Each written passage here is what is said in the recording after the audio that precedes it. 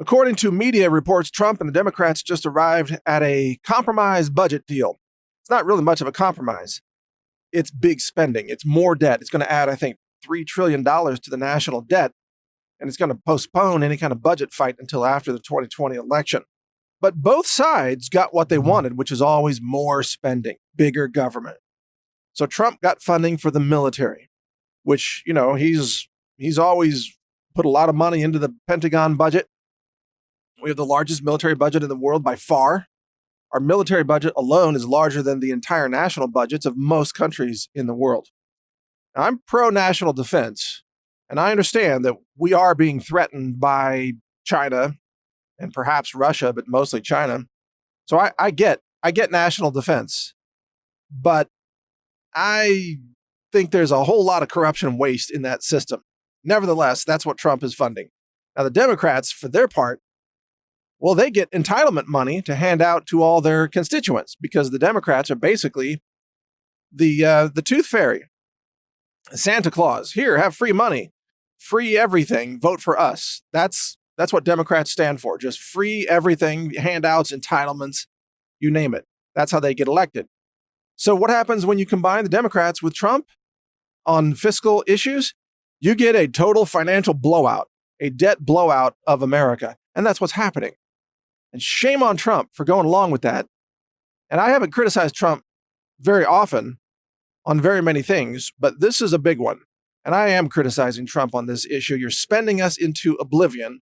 Now, maybe he figures, let's get to the practicality of it. The American people won't stand for any budget cuts, period. Congress won't support budget cuts. Nobody wants to live within their means. Everybody wants to borrow future money to have more spending and more entitlements today. That's simply the way modern humans work. So there's no fiscal discipline, and there never will be. America will it will go into a financial collapse. It is inevitable. Just a matter of when and what it looks like. The dollar will collapse. The U.S. government will collapse. It'll collapse like the old Soviet Union. The United States of America will be no more. But that day may be many years away. I remember talking to people who were warning me about that in the late 1990s, showing me the parabolic rise in debt spending and saying that it would be over for America by 2002. Well, it turns out the debt spending can go a lot higher. The debt can continue to grow, and it doesn't necessarily collapse the system until some other things come into play. So we don't know when the collapse will actually happen. We don't know exactly what it's going to look like or when it's going to emerge. What we do know for sure is that this system is unsustainable. And we know for sure that any hopes of Trump having spending discipline are long gone. That's not going to happen. Now, doesn't mean he's a bad president. He's doing a lot of other important things and good things. He's fighting the swamp to the best of his ability, I believe. He's fighting the deep state.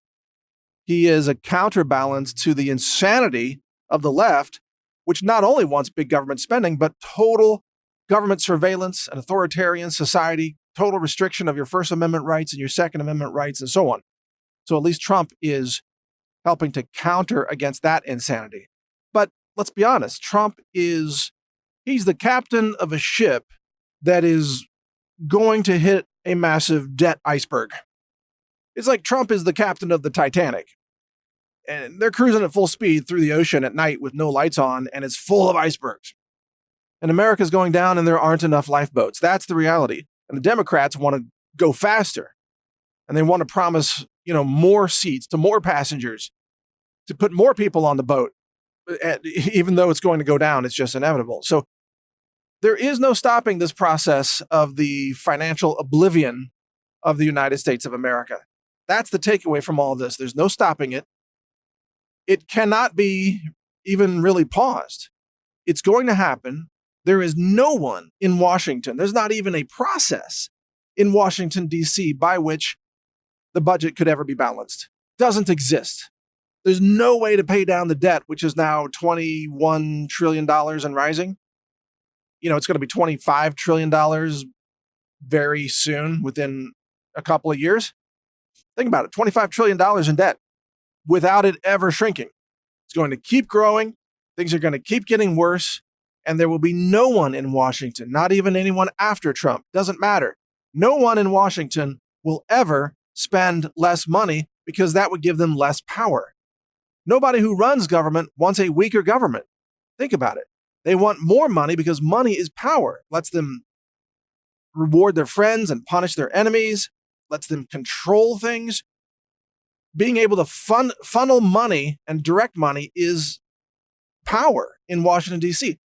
So they will never shrink the size of government, ever. It will only collapse. And when it collapses, whatever day that may be, whatever year, when it collapses, everybody left holding US dollars will lose 99% of their value, if not more. It might be 99.9%. You're left holding dollars in your bank account, your checking account. Your stocks are held in dollars, everything. Even at that point, US treasuries will become worthless overnight. Until then, treasuries are a good, safe bet. But when that day comes, treasuries will be worthless and the currency will collapse. The US dollar will collapse. It is inevitable.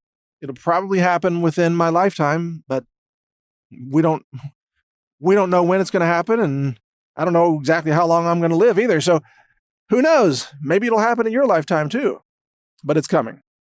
Isn't it a shame that we vote for people and send them to Washington, and all they do is they set us all up for a catastrophic collapse that will be devastating to America and the American people? Devastating. It will gut the country. It's going to be like Venezuela in America. I'm talking about mass starvation.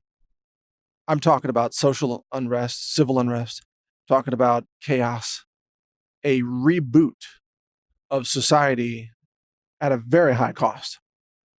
It's going to be ugly. And of course, they'll find someone else to blame. Oh, it's the currency manipulators. It's their fault. They'll never blame themselves for all the things that they have done to our country. So stay informed. There's a lot more coming on this. Read my website, newstarget.com. And got a couple other websites like risk.news that can be very, very useful, as well as brighteon.com, the video website that is the free speech alternative to YouTube. So thank you for listening.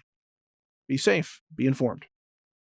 Most of the health products and supplements that you buy at Amazon or Whole Foods or grocery stores are never tested for glyphosate, pesticides, heavy metals, or even microbiology. At our store, healthrangerstore.com, we test everything we sell. We offer the cleanest, lab-verified products sold anywhere in the world. Healthrangerstore.com, over 700 products for health and home, all laboratory validated and tested for your safety. Check it out at healthrangerstore.com. Thank you for watching. If you want to support our mission, visit us at healthrangerstore.com for the world's largest selection of lab-verified superfood and nutritional products for healthy living. It's at healthrangerstore.com.